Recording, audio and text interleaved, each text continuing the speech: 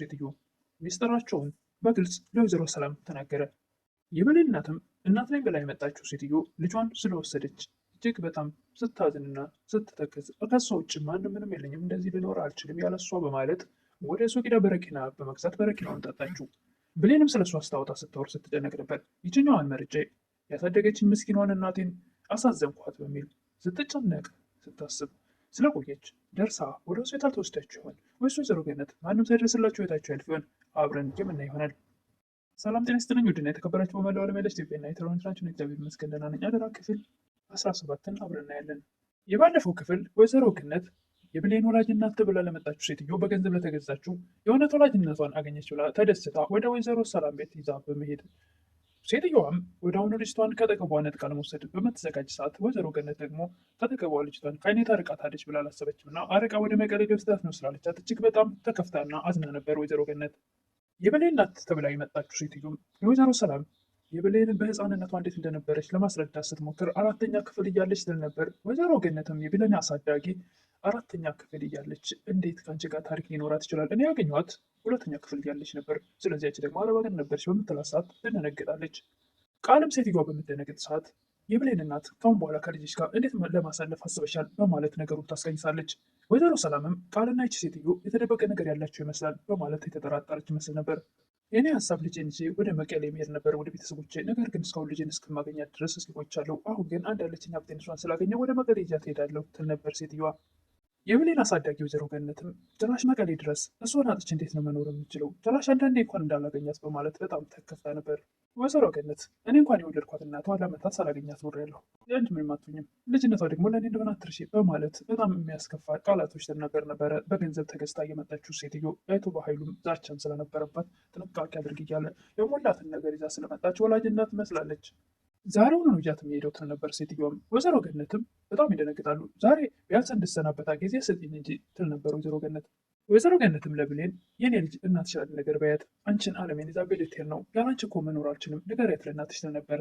ኳለው አልወለድኩሽም፣ ነገር ግን እናትሽ አይደለሁም፣ ብዙ መስዋዕትነት ክፍያ አላሳደግኩሽም ብለው እጅግ በጣም ተሰምቷቸው ልባቸው ተሰብሮ ነበር። ብሌንም እናቴ ነሽ፣ ሁልጊዜም አንቺ እናቴ ነሽ ትል ነበር።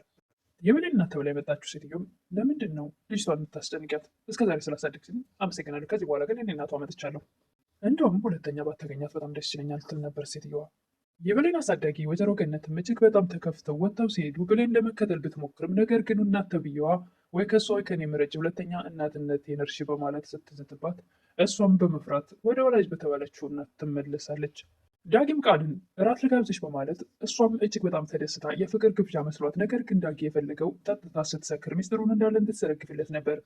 ቃልም ትንሽ ከሰከረች በኋላ ብዙም አልሰከረች በነገራችን ላይ፣ ነገር ግን ጫፉን ነግረዋለች በሙሉ እያንዳንዱ ሚስጥሩን። ዳጊም አላናዘዛትም፣ ነገር ግን አንድ ቃል ብቻ ተናገራለች። ስለ ብሌን እናት ዳጊ ሲያወራ እኔ እኮ እናቴን አላገኘሁም፣ ብሌን እድለኛ ናት፣ ወላጅ እናቷ መጣች ናት፣ እኔ ግን እናቴን አላገኘሁም፣ እድለ ቢስ ነኝ በሚለውስበት ሰዓት ቃል አንተ እድለ ቢስ አይደለም፣ የብሌን እናት ተብላ የመጣችው ሴትዮ በገንዘብ ተገዝታ እንጂ እውነተኛ እናት አይደለችም በማለት ይህንን ቃል ተናግራለች።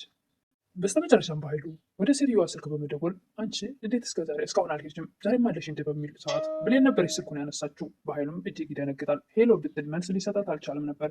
አልማዝ አይደለሽም እንዴ? ይህን ነበረ በኃይሉ። እናቴ ተኝታለች፣ እኔ ነኝ ያነሳሁት፣ ልጇ ነኝ ትል ነበር ብሌን። አቶ በኃይሉም ብሌን ነው እንዲ ያናገርኩት አውቃብኝ ይሆን እንዲ እያለ እዛ ብቻውን ይጨነቅ ነበር። የብሌን ወላጅ እናት ተብዬዋም ስልኩ ተነስቶ ድምፅ ስለሰማች ብድግ ብላ ተነስታ ማን ነው ትላለች። ስልኩን ስታዩ በኃይሉ ትላለች። አንቺ ግን ለምንድን ነው ያለ ፈቃዴ ስልኬን ያነሳሽው ትል ነበር። ብሌንም ችግር አለው እንዴ? የእናቴ ስልክ አይደል ስለተኛሽ ያነሳሁት ትል ነበር ብሌን። ሴትዮዋም ወደውኑ ነገሩን ለማስቀየስ ትሞክራለች። እሱስ ችግር የለውም በማለት በክፍለ ሀገር ያለው ወንድሜ በኃይሉ ነው ስሙ፣ እሱ እኮ ነው፣ ቆይ ያናግርሽ እንደውም መልሼ ልደውልለት በማለት ስልክ ደውላለች። ነገር ግን ብሌን አቶ በኃይሉ እንደሆነ የወይዘሮ ሰላም ወንድም መሆኑን በድምፅ አውቀው ነበር። ነገር ግን እንድትጠራጠር አደረገቻት። እርግጠኛ ናት ይህች ሴትዮ የምታወራው የወይዘሮ ሰላም ወንድም በኃይሉ አይደለም እንደ የሰውዬ ድምፁ ወይስ የራሷ ወንድም ነው እያለች እንዴት እስከ በኃይሉ ጋር ተዋወቁ የሚለው ነገር ስታወጣ ስታወርድ ነበር። ሴትዮዋም ወደ ውጭ ወጥቼ ላናግረው በማለት ኔትወርኩን ቢያለ በማለት ወደ ውጭ ወጥታ ታናገራለች በኃይሉ። ለምን ታዲያ ሰላም እናትሽ ናት ብለሽ በግልጽ ብትነግሪያት አይሻልም? ምን ትሰሪያለሽ? ለምን ሳድርሽ እያለ ይቆጣ ነበር አቶ በኃይሉ። አናግራ ስጨርስ ወደ ብሌን ክፍል በመሄድ አጎትሽ እኮ የእህቴ ልጅ መጣች ብሎ እንዳለ አካባቢውን በደስታ እያናወጠው ነው፣ ደግሞ ድግስ ደግሶ ሊጠብቅሽ ነው ትላት ነበር። ብሌንም እናት የመጣው አየር ልቀበል ውጭ ወጥቼ ትላለች። በዚህ ምሽት እንዴት ትወጫለች? ጥሩ አይደለም ትል ነበር ሴትዮዋ። አይ እኔ እንቅልፍ አልወስድ ሲለኝ ወጥቼ አየር መቀበል ደስ ይለኛል ትል ነበር ብሌን። ሴትዮዋም ብሌን ከወጣች በኋላ ለምን እዛው ድብና አትይም ያልማስ ስትይ ትል ነበር። ይሄን ቃል ብሌን ብትሰማው እንዴት ጥሩ ነበር። የወለደ እናት አንጀት ይህን ቃል እንደማይናገረው ይገባት ነበር። ብሌንም ውጭ ወጥታ አየሩን በመቀበል እያለች ስታስብ የነበረው ስለ ወይዘሮ ገነት ነው። እንዳሳዘነቻትና እናቴ እስኪ ስለ ልጅነቴ ንገሪኝ ትል ነበር ብሌን። ምን ልንገርሽ የኔ ልጅ ይሉ ነበር ወይዘሮ ገነት። አረ እኔ ወላጅ እናቴን ነው ያልኩት በምትል ሰዓት ወይዘሮ ገነት እንዴት እንደተከፉ ያን እያስታወሰች ነበር።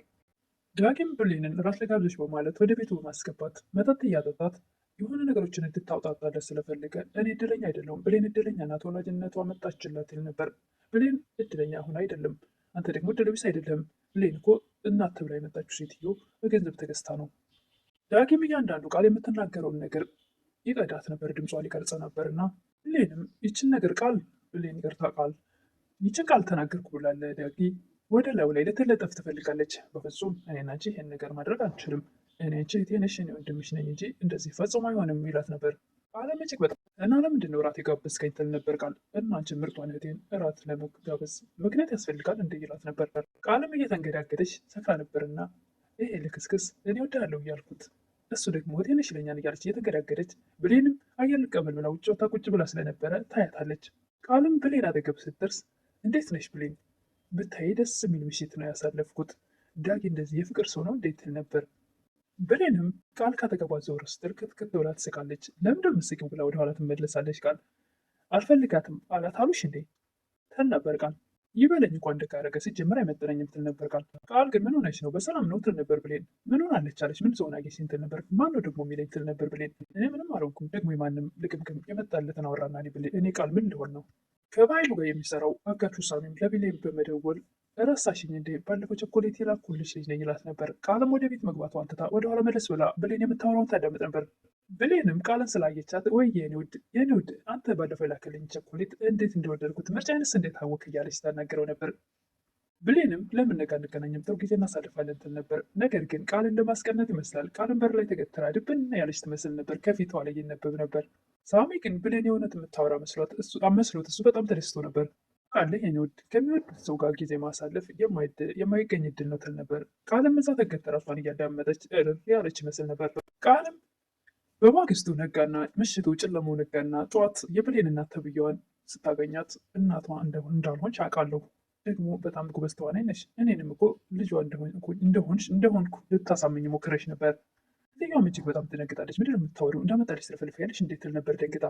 ቃልም ተረጋጊ እባክሽ፣ እኔ የባህሉ ሰው ነኝ፣ ስላንቺ ደግሞ ገና ሳትመጪ ነው የማውቀው ትላት ነበር። ነው እንዴ ታወቀብኝ ብዬ እኔ እኮ በጣም ደንግጬ ነበር ትል ነበር ሴትዮዋ። ምንም ሊያውቅብሽ አይችልም፣ በጣም ጎበዝ አስመሳይ ሰው ነች ትል ነበር ቃል። ሁሉ ይህን እያወሩ ወይዘሮ ሰላም ትመጣለች። ወሬያቸውን ይቀይራሉ። ወይዘሮ ሰላም በጣም ጥሩ ሰው ነች ትል ነበረ የብሌን ወላጅ ተብዬዋ። ማመስገን ካለብሽ አሳዳጊውን ወይዘሮ ገነትን አመስግኝ፣ እኔ ምንም አላደረኩላትም ትል ነበር ወይዘሮ ሰላም። ምንም ነገሮችን አመቻችተሽ ይቅርታ ጠይቂያት፣ በዛውም ብሌን ትሰናበታታለች ትል ነበረ ወይዘሮ ሰላም። ወይዘሮ ሰላም ወዲያውኑ ብሌን የት ሄዳ ነው ትል ነበር። ቃልም ቤተክርስቲያን ሄዳ ነው ትላለች። ወይዘሮ ሰላምም ብሌን እኮ በጣም መልካም ልጅ ናት፣ ምን አለ ቃልዬ እንደሷ ብትሆኚ፣ እንደ ብሌን ቤተክርስቲያን መሄድ ብትወጂ ትል ነበር። ምንም የማታውቅ አንድ ምስኪን ልጅ ለምንድን ነው የሚያሰቃዩት? ምን ፈልገው ነው ከሷ እያለ ያወጣ ያወርድ ነበር። ውሸት እናሰጠው ህይወቷን ለማበላሸት የተዘጋጁትስ ምን ሊጠቅማቸው ነው? ያለት ከተጨነቀና ከወጣ ከወረደ በኋላ ይህን ነገር የግድ መናገር አለብኝ በማለት ወደ ሰላም ቤት ይገባል። አጋቹ ሳሚም ብሌን የተናገረችው ነገር እውነት መስሎት በር ላይ ተገትሮ ይጠብቃል። ብሌን ውጭ እንጂ አንቺ እኮ ነሽ የቀጠርሽኝ፣ እስካይሽ ቸኩያለሁ፣ እነዛ አይኖችሽ ናፍቆኛል ይላል። ወደ ወይዘሮ ሰላም ቤት ሮጦ በመግባት ምን አባ ልታደርግ መጣት ትል ነበረ ቃል። ዳጊም አንቺ ነሽ እናት ተብዬዋ ይል ነበር። ሴትዮዋም ደንግጣ ፍጥጥ ብላ ከማየት ውጭ የምትናገረው ቃላት አልነበራትም። ምንም ለዳጊ በስካር መንፈስ የተናገረችውን ነገር ታስታውስ ነበር። ብሌን እናት ተብላ የመጣችው ሴትዮ ተከፍሏት ነው እንጂ ብሌን እውነተኛ እናት አይደለችም ያለችውን እያስታወሰች፣ ነገር ግን ዳጊ ለወይዘሮ ሰላም የእነሱን ሚስጥር ለማውጣት ተገዷል። ማየት አለብሽ ብሎ ስልኩን እያወጣ ወይዘሮ ገነትም የብሌን አሳዳጊ መስኪኗ በረኪናውን ግጥም አድርጋ ያለ ብሌን መኖር አልችልም በማለት ታተዋለች። ብሌን ቤት የለችምና እሷ ጋር ሄዳ ይሆን ልደርስላት ይሆን ወደ ሆስፒታል ስትወስዳት ይሆን ወይስ ቀድማ ህይወቷ ያልፍ ይሆን? እሱን እንግዲህ በቀጣይ የምናይ ይሆናል። ዳጊም ለወይዘሮ ሰላም የነ በኃይሉን ተንኮልና ክፋት ያሳያት ይሆን? በእርግጥም ጨክኗል፣ አሳያታለሁ ብሏል።